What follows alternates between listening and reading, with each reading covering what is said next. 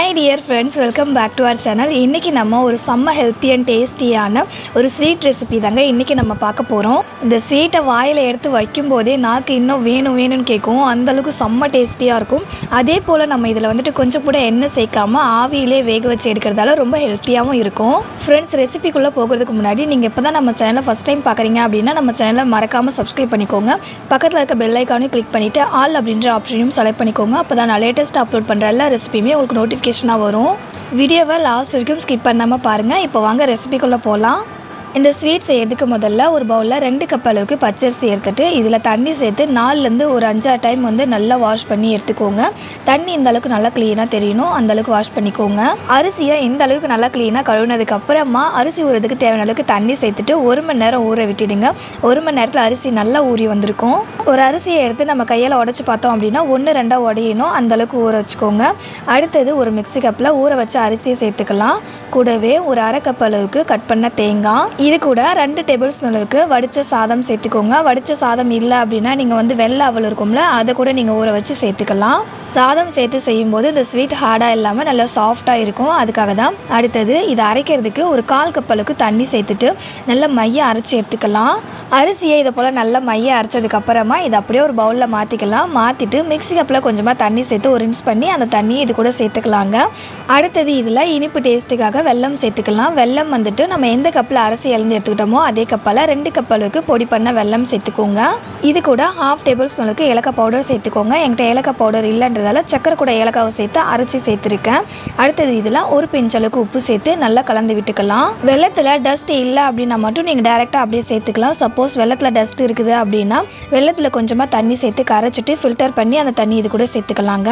நான் எடுத்துக்கிட்ட வெள்ளத்தில் எந்த ஒரு டஸ்ட்டும் இல்லைன்றதால நான் டைரெக்டாக அப்படியே சேர்த்துக்கிட்டேன். அடுத்தது இந்த மாவு கூட சேர்த்துக்கிறதுக்கு தேங்காய் வறுத்து எடுத்துக்கலாம். அதுக்காக ஒரு பேனை சூடு பண்ணிவிட்டு அதில் 1.5 டேபிள் ஸ்பூன் அளவுக்கு நெய் சேர்த்துட்டு நெய்யை சூடு பண்ணிக்கோங்க. நெய் சூடானதுக்கப்புறமா இது கூட ஒரு 2 பத்தை தேங்காவை இந்த மாதிரி சின்ன சின்ன பீஸாக கட் பண்ணி சேர்த்துட்டு இதோடைய கலர் லைட்டாக ஒரு கோல்டன் ப்ரௌன் கலருக்கு சேஞ்ச் ஆகும். அது வரைக்கும் வறுத்து விட்டுட்டு இந்த தேங்காவை நம்ம அந்த மாவு கூட சேர்த்துக்கலாம். தேங்காவை சேர்த்துட்டு மாவை நல்லா ஒரு டைம் கலந்து விட்டுக்கோங்க. மாவோடைய கன்சிஸ்டன்சி பார்த்தீங்கன்னா தோசை மாவு பார்த்துக்கு இருந்துச்சு அப்படின்னா கரெக்டாக இருக்குங்க. அடுத்தது இந்த மாவை நம்ம வேக வைக்கிறதுக்காக நம்ம வீட்டில் இருக்கிற இந்த மாதிரி சின்ன சின்ன கப்புகளை எடுத்துகிட்டு இதில் கொஞ்சமாக நெய் அப்ளை பண்ணி வச்சுக்கோங்க.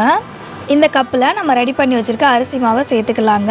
இதில் நம்ம பேக்கிங் சோடாலாம் சேர்க்கல இல்லையா, அதனால் கப்பு ஃபுல்லாகவே நீங்கள் அந்த மாவு சேர்த்துக்கலாம். பேக்கிங் சோடா சேர்த்தோம் அப்படின்னா தான் அது நல்லா உப்பி வருன்றதால நம்ம பாதி அளவுக்கு மாவு சேர்ப்போம். ஆனால் இதில் நம்ம பேக்கிங் சோடா சேர்க்கலை. ஸோ அதனால் கப்பு ஃபுல்லாகவே நீங்கள் மாவு சேர்த்துக்கலாங்க.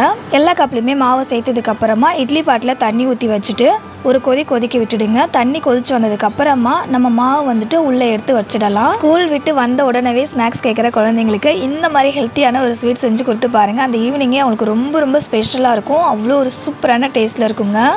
கப்பு எல்லாத்தையுமே இட்லி பாட்டில் வச்சதுக்கப்புறமா இதை மூடி போட்டு கரெக்டாக ஒரு 15 நிமிஷம் மட்டும் வேக வச்சுக்கோங்க. 15 நிமிஷத்துக்கு நல்லா சாஃப்டாக வெந்து வந்துடும். 15 நிமிஷத்துக்கு அப்புறம் ஓப்பன் பண்ணிவிட்டு மாவு வெந்திருக்கான்னு பார்க்குறதுக்காக கத்தியை ஃபஸ்ட்டு தண்ணியில் நனைச்சிட்டு அதுக்கப்புறமா அந்த மாவில் விட்டு பார்த்தீங்கன்னா கத்தியில் மாவு ஒட்டாமல் வந்திருக்கணும்.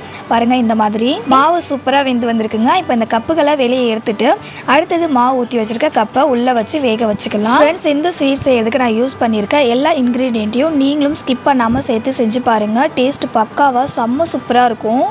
எல்லா மாவுமே இதே போல் நான் வேக வச்சதுக்கு அப்புறமா காமிக்கிறேன் பாருங்கள்.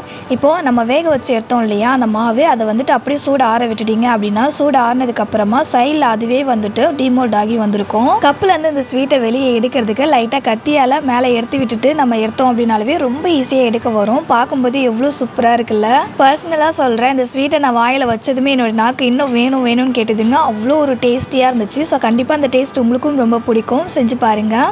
இந்த அரிசி மாவு கேக்கு எந்த அளவுக்கு நல்லா சாஃப்டாக உள்ள வரைக்கும் வெந்து வந்திருக்குன்றதை நான் புட்டு காமிக்கிறேன் பாருங்கள். புடும்போதே எந்த அளவுக்கு நல்லா சாஃப்டாக புட வருது இல்லை, வாயில் வச்சதுமே ஹல்வா போல் கரையிற அளவுக்கு செம்ம சாஃப்டாக இருக்கும். கண்டிப்பாக இந்த அரிசி மாவு கேக் ரெசிபியை நீங்கள் செஞ்சு பார்த்துட்டு உங்களுடைய ஃபீட்பேக்கை மறக்காமல் கமெண்ட் பாக்ஸில் என் கூட ஷேர் பண்ணிக்கோங்க. ஃப்ரெண்ட்ஸ், இந்த அரிசி மாவு கேக் ரெசிபி உங்களுக்கு பிடிச்சிருந்தது அப்படின்னா இந்த வீடியோக்கு ஒரு லைக் பண்ணிவிட்டு உங்கள் ஃப்ரெண்ட்ஸ் அண்ட் ரிலேட்டிவ்ஸ்க்கும் ஷேர் பண்ணிக்கோங்க. அவங்களுக்கும் ரொம்பவே யூஸ்ஃபுல்லாக இருக்கும். இதே போல் அடுத்த ஒரு ரெசிபியோட நெக்ஸ்ட் வீடியோவில் மீட் பண்ணலாம் ஃப்ரெண்ட்ஸ். தேங்க்ஸ் ஃபார் வாட்சிங்.